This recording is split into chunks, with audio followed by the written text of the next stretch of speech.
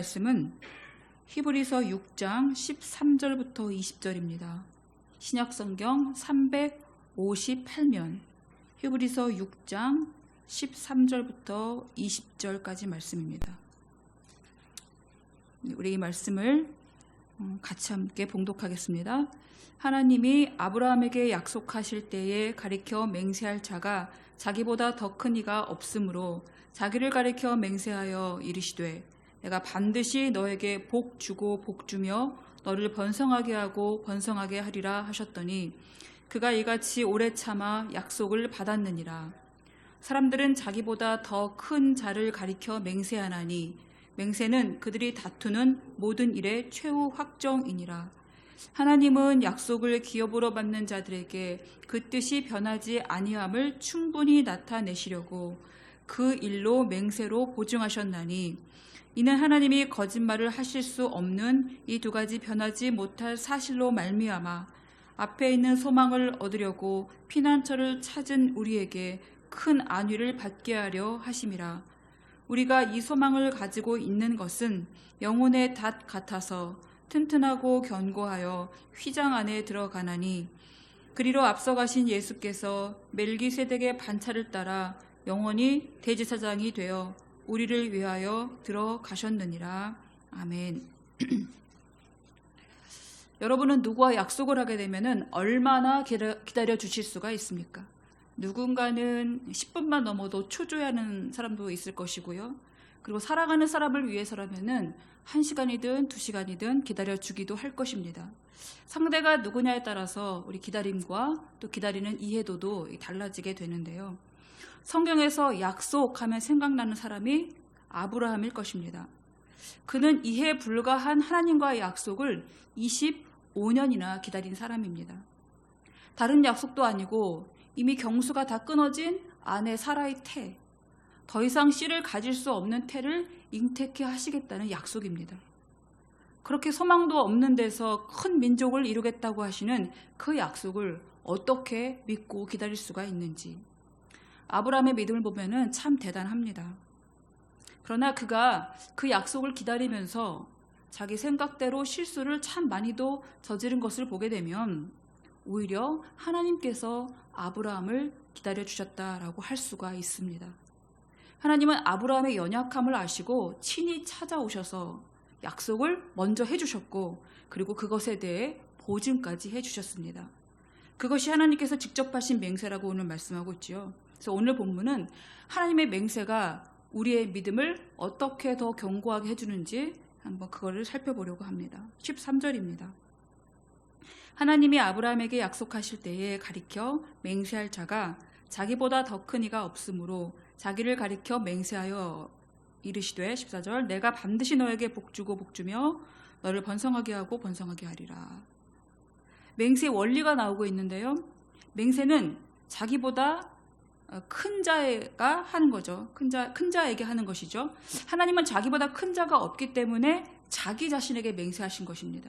그리고 그 맹세하신 내용이 나오는데 아브라함에게 복 주고 번성하게 하시겠다라는 약속이죠. 이 약속은 창세기 12장에 나와 있습니다.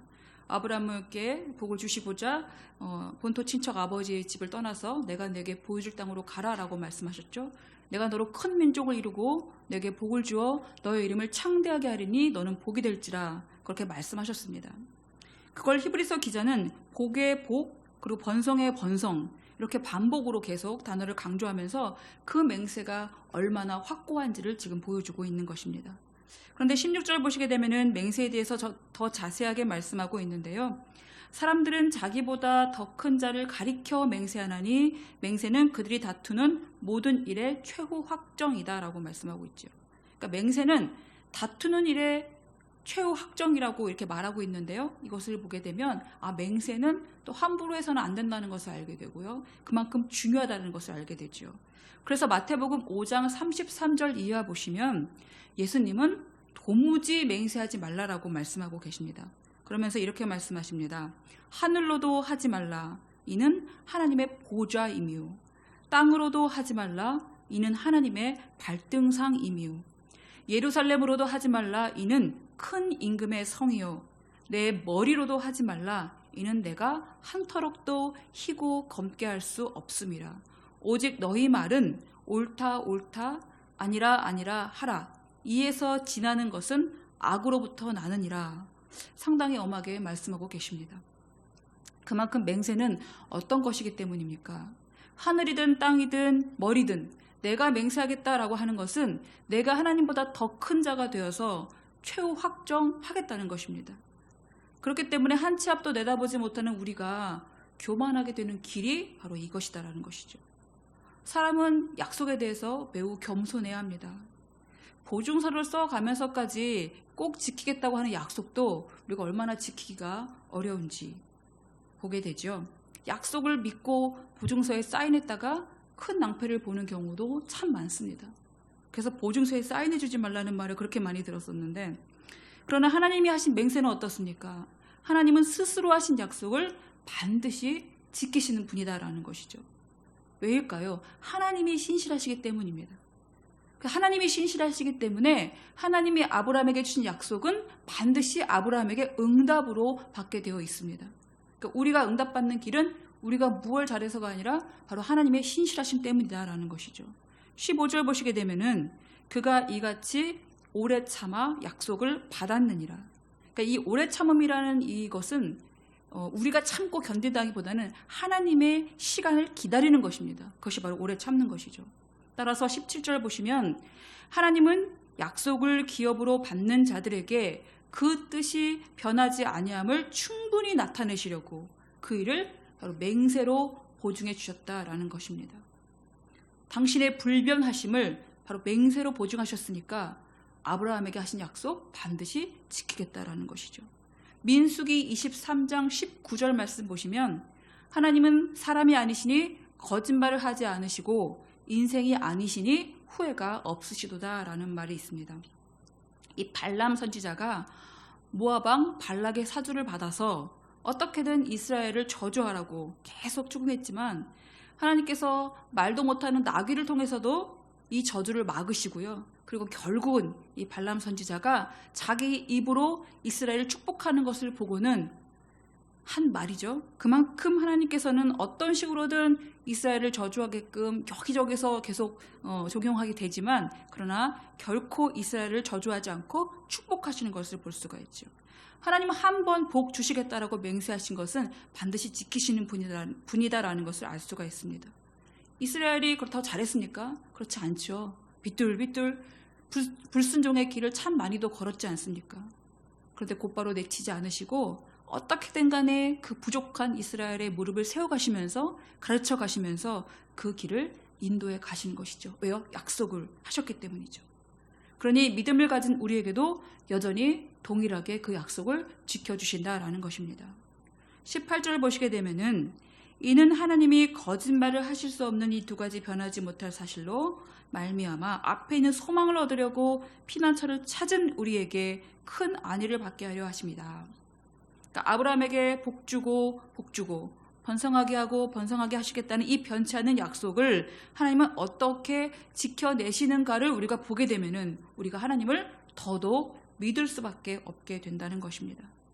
하나님은 창세기 12장에서 아까 말씀드린 대로 아브라함에게 너는 복이 되리라 라고 말씀하시면서 창세기 15장에서는 내 몸에서 날 내시로 복의 자손을 이어가시겠다라고 그 약속을 세우시고 아까 말씀드린 것처럼 25년이 지난 100세에 기어코 그 씨를 허락하시는 것을 볼 수가 있죠.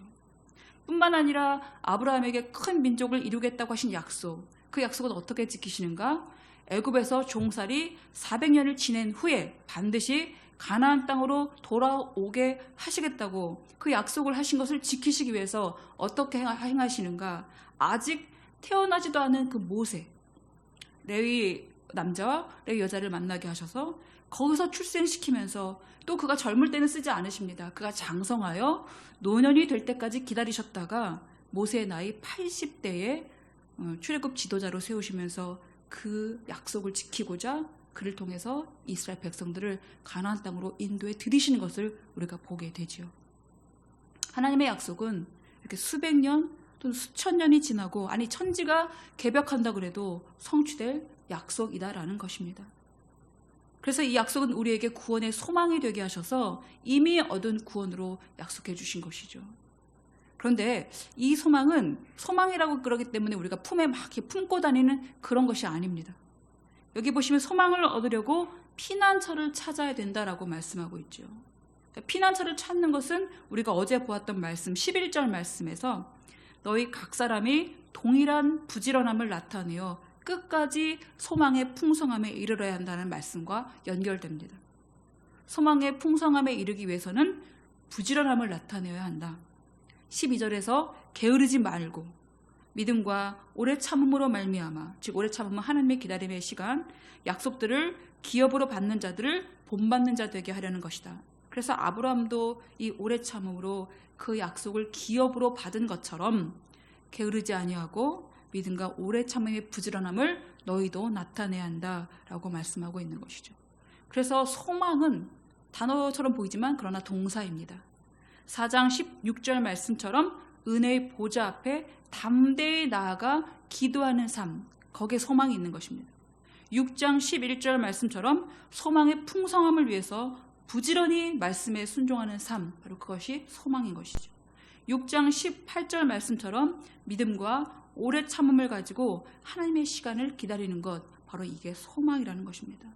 이 소망을 가지고 우리가 그 휘장 안으로 들어가게 되는 것이죠. 오늘 19절 보시면 우리가 이 소망을 가지고 있는 것은 영혼의 닷 같아서 튼튼하고 견고하여 휘장 안에 들어가나니 20절 그리로 앞서가신 예수께서 멜기세덱의 반차를 따라 영원히 대제사장이 되어 우리를 위하여 들어가셨느니라. 19절과 20절을 계속 보게 되면은 동사가 반복되고 있는데 들어가나니 들어가셨다는 말이 나오죠. 이것은 우리도 예수님처럼 하늘 성소에 들어갈 수 있는 그 소망을 갖게 해주시는 말씀입니다. 예수님께서는 우리보다 앞서서 이 멜기세덱의 반차를 따라 영원한 대제사장이 되어서 우리를 위해서 먼저 들어가셨으니 우리가 이 소망을 버릴 수 없는 것은 우리가 가진 소망은 예수님께서 이미 이루어 놓으신 것이기 때문에 우리는 이 소망을 가지고 주님을 따라 들어가면 되는 것입니다. 너무 쉬운 들어감이죠. 이 소망이 어떤 것이냐면 영혼의 닷 같아서 튼튼하고 견고하다라고 말씀하고 있죠. 얼마나 안전한 소망인지 모릅니다. 닷이 얼마나 튼튼한가 하면 그 닷을 딱 내리게 되면요, 그 큰 배가 바다로 흘러 떠내려가지 않게 되는 것을 볼 수 있죠. 그게 바로 닷입니다. 근데 우리의 영혼의 닷은 무엇이요? 바로 이런 소망이다라고 말씀하시는 것이죠. 예수님께서 우리에게 주신 구원의 소망이 바로 이렇게 영혼의 닷이다라는 것입니다. 그래서 히브리서 기자는 우리가 영혼의 닻을 바로 예수 그리스도를 그 믿는 믿음 위에다가 딱 내리고 있으면 우리의 믿음을 뒤흔드는 어떤 불신앙의 상황이 온다 해도 흘러 떠내려가지 않게 된다는 그 확신을 지금 주고 있는 것입니다. 즉 우리의 믿음은 바로 소망의 확신이라고 할 수 있습니다. 우리가 하나님을 얼마나 믿고 있는가, 우리가 얼마나 구원의 소망의 확신을 가지고 살아가는가. 이런저런 상황이 올 때 때로는 좋은 상황도 오고요, 또는 어려운 상황도 오지요. 그 상황에 따라서 예수님을 믿는 믿음이 달라지는 것은 믿음을 약한 것이라고 말할 수 있는데 그것은 결과적으로는 이 구원에 대한 소망이 약하기 때문입니다. 전도폭발 훈련에서 하는 질문이 있어요. 지금 죽어서 천국에 갈 확신이 있습니까? 이런 질문을 받게 되는데 여러분은 그 질문에 어떻게 답하시겠습니까? 저도 장례를 집례하다 보면은 이런 생각이 들 때가 있습니다. 나는 주님을 지금 얼굴로 만날 준비가 되어 있는가? 물론 그 준비를 다 하려면 아직 멀었기 때문에 아직 만날 때가 안 됐다고 말하겠지만, 그러나 준비가 다 돼서 우리가 주님을 만나게 되면은 아마 주님 만날 수 없을지도 모르겠습니다. 우리는 온전한 준비를 할 수 없기 때문이죠. 그래서 준비가 다 돼서 주님을 만나는 것이 아니라 무엇으로 주님을 만날 수가 있습니까? 바로 소망의 확신을 가지고 주님을 만날 수가 있는 것입니다. 지금 나에게 구원의 소망에 대한 확신이 있다면 그것은 예수님처럼 하나님께로 들어갈 수 있는 약속을 이미 받은 것이기 때문에 우리는 어떻게 살아야겠습니까? 게으르지 않고 오래 참음으로 이 하나님의 시간을 기다리면서 살아가는 것입니다. 그리고 거기에 소망을 두고 살아가는 것입니다. 여기 모든 성도님들과 제가 지금부터 이제 주님을 얼굴로 뵙는 그날까지 바로 영혼의 닻을 어디에 내리고 살아가야 하는가? 바로 예수 그리스도를 믿는 그 믿음 위에 우리의 영혼의 닻을 내리고 어떤 상황이 온다 그래도 흘러 떠내려가지 않게 하기 위해서 우리가 그 믿음에 견고하게 서서 살아가는 모두가 되기를 다시 한번 간절히 간구드립니다. 우리가 오늘 같이 기도할 것은 오늘 말씀처럼 하나님께서 하신 약속은 얼마나 그 약속을 지켜주시겠다라고 우리에게 확인시켜 주시기 위해서 맹세로 보증해 주셨다라고 말씀하고 있습니다. 그러니 하나님의 약속은 확실한데 못 믿는 건 바로 우리입니다. 하나님, 우리의 믿음의 연약함을 긍휼히 여기시사 우리가 구원의 소망의 확신을 가지고 살아가게 하여 주시옵소서. 우리의 영혼의 닻을 예수 그리스도를 믿는 그 믿음 위에 소망을 내리고 우리 오늘도 부지런히 주의 말씀 따라 성실하게 정직하게 살아가는 하루가 되게 하여 주시옵소서. 함께 기도하시겠습니다.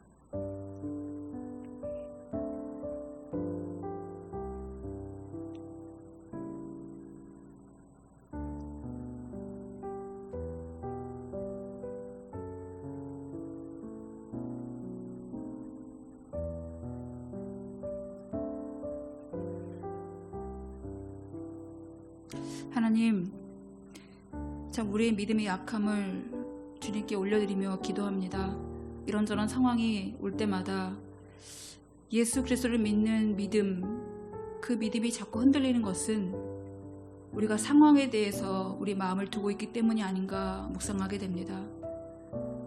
우리의 소망은 그렇게 이런저런 상황에 두는 것이 아니라 또 무엇이 잘 될 것이라는 어떤 막연한 기대감에 두는 것이 아니라 바로 예수 그리스도를 믿는 그 믿음 위에 우리 영혼의 닻을 내리고 주님께서 우리에게 말씀하신 그 말씀을 따라서 부지런하게 또 성실하고 정직하게 공의로우신 하나님을 믿고 신실하신 하나님을 믿고 오죽하면 맹세로 보증까지 해주시면서 그 약속을 지키겠다고 하시는 그 하나님을 우리가 믿고 기다리는 것은 우리가 기다리는 것이 아니라 하나님께서 우리를 기다려주고 계신다는 것을 우리가 믿으며 그리고 감사드리며 오늘도 그렇게 복되게 살아가는 우리 모두가 되게 하여 주시옵소서. 하나님께서 우리에게 하신 말씀 복 주시겠다, 번성케 하시겠다, 그것의 의미를 다시 한번 기억해 보면서 내가 원하는 것을 찾고 구하려고 그것에 대해서 집중하기보다는 하나님께서 무엇을 주시고 싶어 하시는가를 더 먼저 바라볼 수 있는, 그리고 하나님께서는 가장 좋은 것을 우리에게 주고 싶어 하시는 그 믿음을 가지고 오늘도 그 감사와 겸손으로 살아가는 우리 모두가 되게 하여 주시옵소서. 우리에게 소망을 주신 주님께 감사드리며 예수님의 이름으로 기도드립니다. 아멘. 주기도문 하시겠습니다. 하늘에 계신 우리 아버지, 아버지의 이름을 거룩하게 하시며 아버지의 나라가 오게 하시며 아버지의 뜻이 하늘에서와 같이 땅에서도 이루어지게 하소서. 오늘 우리에게 일용할 양식을 주시고 우리가 우리에게 잘못한 사람을 용서하여 준 것 같이 우리 죄를 용서하여 주시고 우리를 시험에 빠지지 않게 하시고 악에서 구하소서. 나라와 권능과 영광이 영원히 아버지의 것입니다. 아멘.